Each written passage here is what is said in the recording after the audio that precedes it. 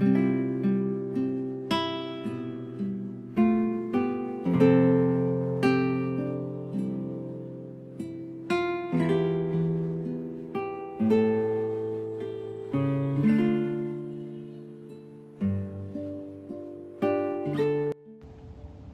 mabuting balita ng Panginoon ayon kay San Juan. Noong panahong iyon, sinabi ni Jesus sa kanyang mga alagad, "Huwag kayong mabalisa.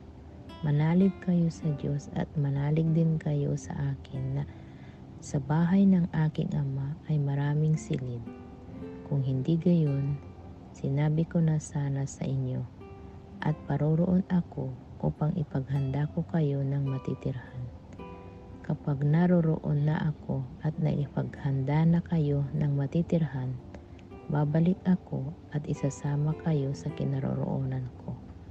At alam na ninyo ang daan patungo sa pupuntahan ko."